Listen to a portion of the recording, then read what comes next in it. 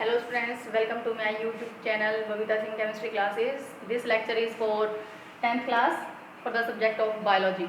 In this lecture we will discuss about types of heterotrophic nutrition. In last lecture we have discussed about the autotrophic and heterotrophic nutrition, and we have differentiated between both of them. Okay, now we will discuss और study types of the heterotrophic nutrition. ठीक है, तो सबसे पहले हमें आपको ये बताना चाहिए, आपको ये पता होना चाहिए कि हेटरोट्रॉफिक न्यूट्रिशन जो होता है वो होता क्या है। हेटरो मतलब डिफरेंट, जो अपना न्यूट्रिशन के लिए दूसरों के ऊपर डिपेंड करते हैं, जो अपना फूड खुद नहीं बना सकते, खुद प्रिपेयर नहीं कर सकते, वो क्या कहलाते हैं, हेटरोट्रॉफ्स कहलाते हैं। और जो इस टाइप का न्यूट्रिशन शो करते हैं वो क्या कहलाते हैं, हेटरोट्रॉफिक मोड ऑफ न्यूट्रिशन होता है। लेकिन हेटरोट्रॉफिक मोड ऑफ न्यूट्रिशन जो एनिमल्स हैं या जो ऑर्गेनिजम्स हैं वो दूसरों के ऊपर किस किस तरीके से डिपेंड करते हैं, ठीक है, कैसे वो वहाँ से अपना न्यूट्रिशन लेते हैं, तो वो हमें टाइप्स पढ़नी है। तो types of the heterotrophic nutrition, इसमें सबसे पहली जो टाइप आती है वो आती है saprophytic.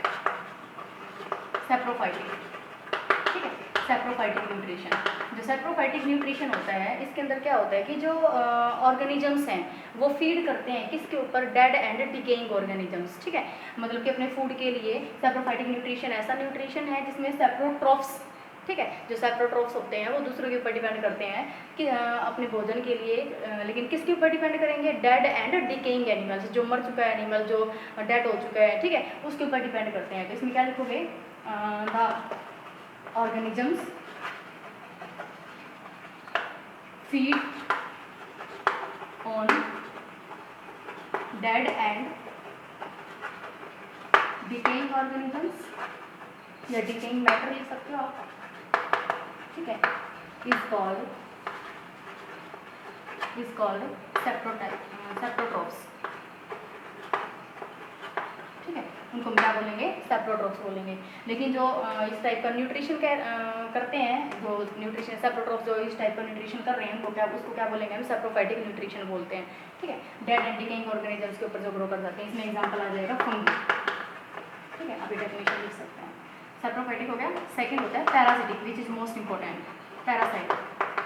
Parasitic mode of nutrition. ठीक है, पैरासाइटिक मोड ऑफ न्यूट्रिशन के अंदर क्या होगा कि कोई भी ऑर्गेनिज्म जो है वो लिविंग बॉडी के ऊपर ग्रो करता है। ठीक है, चाहे वो प्लांट बॉडी है चाहे वो एनिमल बॉडी है। अगर किसी को अपना न्यूट्रिशन लेना है किसी भी ऑर्गेनिज्म को, तो वो लिविंग चीज़ के अंदर ग्रोथ करता है। तो वो जिस भी लिविंग के अंदर रह रहा है, ठीक है, जिस भी होस्ट के पास वो रह रहा है जाके, तो उसका तो न्यूट्रिशन खुद ले लेता है, खुद तो ग्रो कर जाएगा लेकिन दूसरे को बिल्कुल सुखा देता है वो। ठीक है, तो जो पैरासिटिक न्यूट्रिशन होते हैं इसमें क्या लिखोगे, they feed on, they lies in living body. ठीक है, वो किसके अंदर रहते हैं, लिविंग बॉडी के अंदर रहते हैं। जो लिविंग बॉडी होती है उसके अंदर वो ग्रोथ करते हैं, रहते हैं। They lies in living body and feed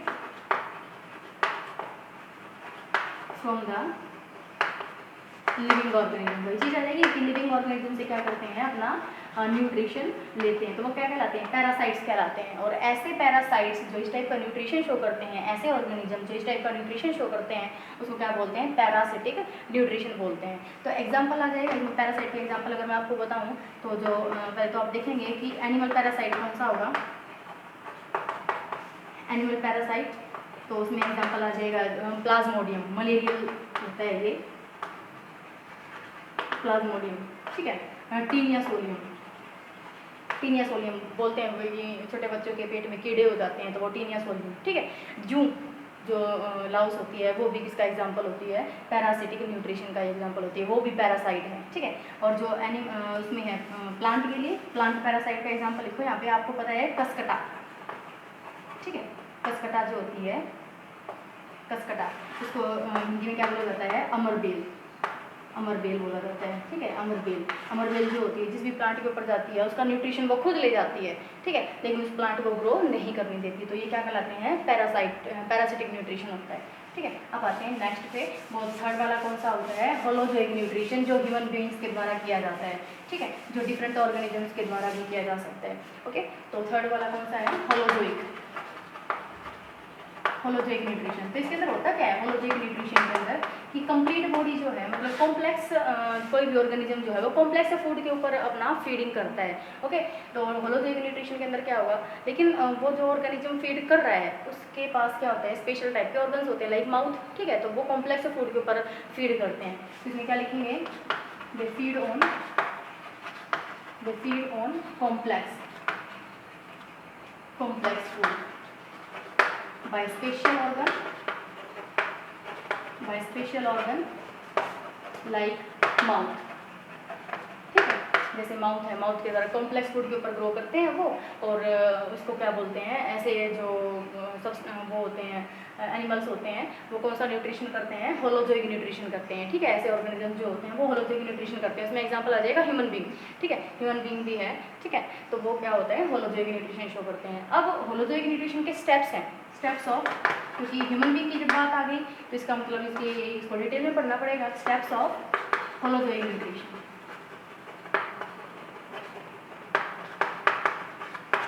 ठीक है, स्टेप्स ऑफ होलोजोइक न्यूट्रिशन। तो होलोजोइक न्यूट्रिशन का सबसे पहला जो स्टेप होगा वो कौन सा होता है, इंजेशन। ठीक है, इंजेशन का मतलब क्या होता है, intake of food. Okay, intake of food को पहले लेना, intake of food through mouth के द्वारा जब हम फूड को लेते हैं तो वो क्या कहलाता है, इनटेक ऑफ फूड। सेकेंड जो होगा वो होगा डाइजेशन। अब जब फूड कॉम्प्लेक्स फूड खा ही लिया है तो उसको डाइजेस्ट भी तो करना होगा ना। ठीक है, डाइजेस्टेड फूड। ठीक है, फूड का डाइजेशन का मतलब कि कॉम्प्लेक्स फूड का breakdown of complex food, breakdown of complex food into smaller substances. ठीक है, थर्ड क्या होगा, इसका थर्ड स्टेप कौन सा आ जाएगा, absorption.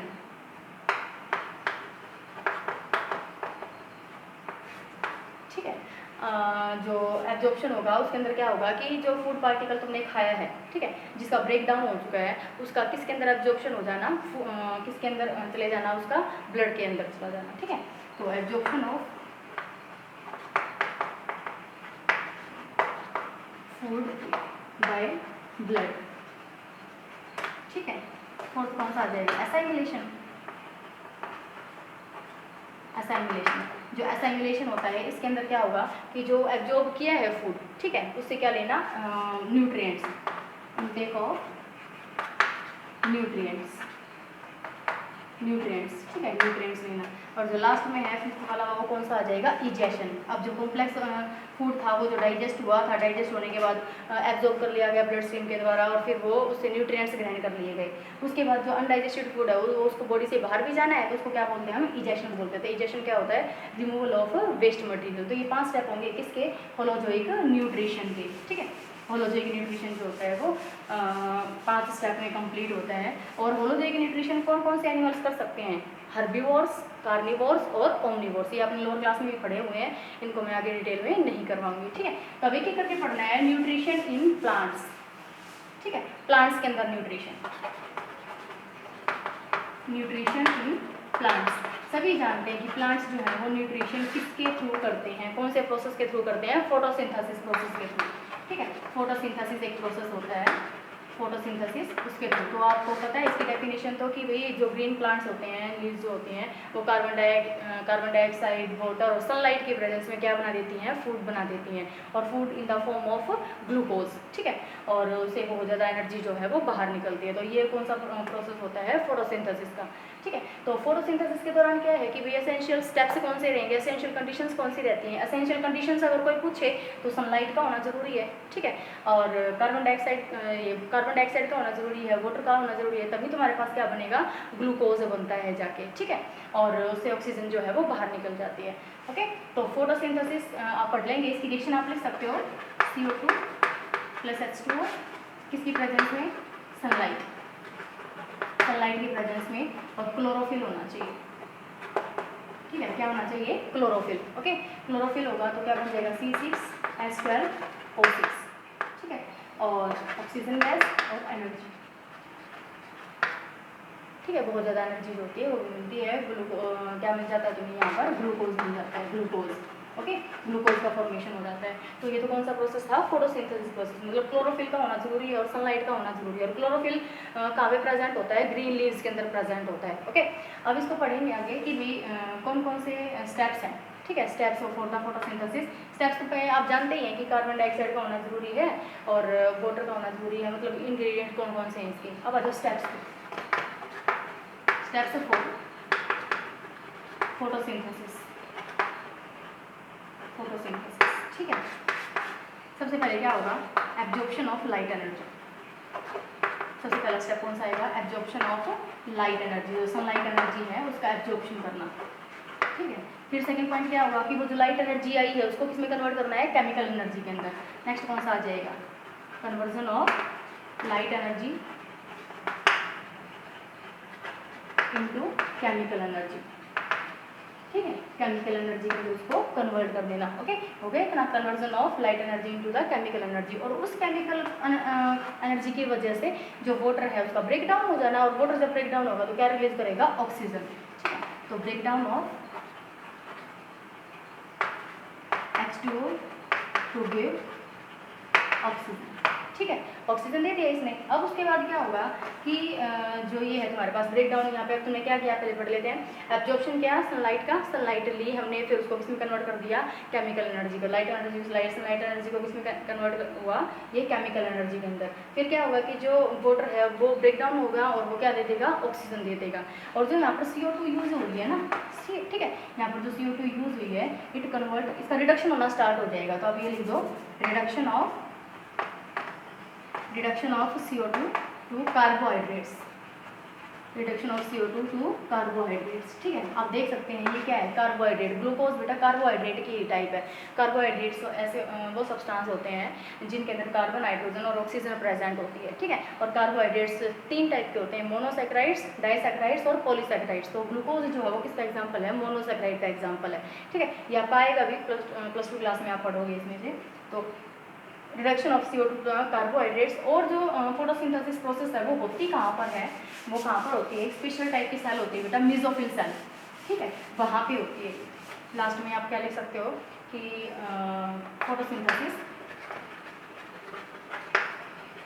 Photosynthesis occurs in mesophyll cell, ठीक है। मेसोफिल सेल, इस सेल का नाम याद रखेंगे आप, मेसोफिल सेल, ठीक है।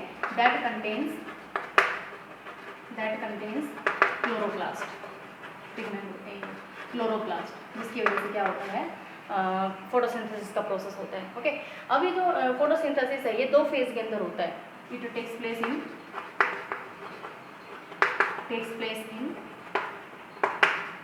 2 फेज। एक तो होता है लाइट फेज और दूसरा कौन सा होता है, डार्क फेज होता है। तो लाइट फेज मैं डिफरेंस ही करवा देती हूँ आपको, ये लाइट फेज होता है और दूसरा कौन सा होता है, डार्क फेज होता है, डार्क फेज।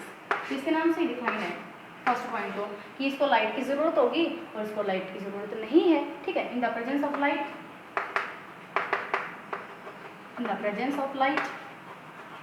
और इसमें क्या लिख दोगे आप, in the absence of light, ठीक है। हो गया ये। यहाँ पर क्या होगा, सेकंड पॉइंट आप और क्या लिख सकते हो आप कि इसके अंदर ATP जो होती है,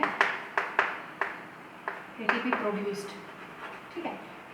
ATP क्या है बेटा, एडिनोसिन ट्राइफॉस्फेट, जो एनर्जी कंज्यूमर होता है, ठीक है। मतलब एनर्जी जो होती है वो इस फॉर्म में स्टोर होती है, ATP की फॉर्म में, एडिनोसिन ट्राइफॉस्फेट। इसमें तो प्रोड्यूस होगी लेकिन इसके अंदर क्या हो जाएगी, ATP कंज्यूम हो जाती है, क्या हो जाती है, ATP कंज्यूम हो जाती है, ठीक है। और ये लाइट फेज के अंदर होगा, मतलब जब रोशनी होगी तब ये फेज होगा फोटोसिंथेसिस का। और ये किस में होता है, डार्क फेज के अंदर होता है। यहाँ पर ATP प्रोड्यूस होती है और यहाँ पर जो ATP होती है वो कंज्यूम हो जाती है। इसका जो एंड प्रोडक्ट होगा ना, एंड प्रोडक्ट, इसका जो एंड प्रोडक्ट होगा वो कौन सा होगा, ऑक्सीजन, मतलब ऑक्सीजन बनेगी इसमें लास्ट में। और इसका जो एंड प्रोडक्ट होता है, इसका जो एंड प्रोडक्ट होगा वो कौन सा होता है, ग्लूकोज, C6H12O6, ठीक है।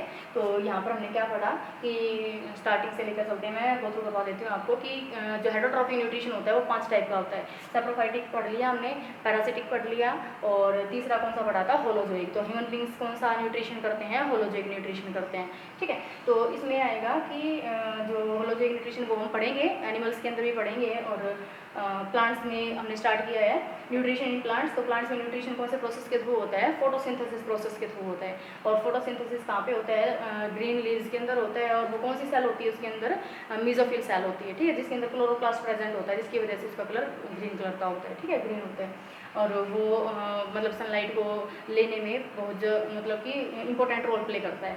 लेकिन जो फोटोसिंथेसिस है वो दो फेज़ के अंदर होती है, लाइट फेज़ के अंदर और डार्क फेज़ के अंदर। तो लाइट फेज़ है तो इसमें तो लाइट की ज़रूरत पड़ेगी और इसमें लाइट की ज़रूरत नहीं पड़ेगी, ठीक है। यहाँ पर तो एटीपी जो होती है वो प्रोड्यूस होती है और यहाँ पर एटीपी जो है एनर्जी जो है वो कंज्यूम हो जाती है।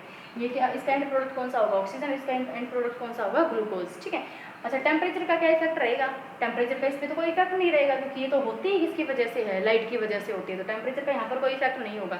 लेकिन टेम्परेचर की वजह से ये चेंज हो सकती है, ठीक है, क्योंकि इसके लिए जरूरी, इस फेज के लिए जरूरी है, यहाँ पर जो फोटोसिंथेसिस हो रहा है इसके लिए क्या जरूरी है, डार्कनेस जरूरी है, ठीक है, डार्क होना जरूरी है। लेकिन अगर तुम टेम्परेचर बढ़ा दोगे तो उसको लाइट वो मिलनी स्टार्ट हो जाएगी, जिसकी वजह से क्या हो जाएगा, वो ये प्रोसेस जो है वो अपोजिट हो जाएगा। ओके, तो ये इसमें क्या होगा, no effected, it is not affected by the temperature, it is affected by the temperature, ठीक है। ये लास्ट पॉइंट आप ये भी लिख सकते हैं। बस आज के लेक्चर में इतना ही, कल पढ़ेंगे हम न्यूट्रिशन इन अमीबा, ठीक है। तो जब तक कंटिन्यू रहने के लिए आप चैनल को सब्सक्राइब कीजिए, बेल आइकन को प्रेस कीजिए ताकि डे टू डे नोटिफिकेशन आपको मिलती रहे और नेक्स्ट लेक्चर के बारे में आपको पता चलता रहे। Thank you.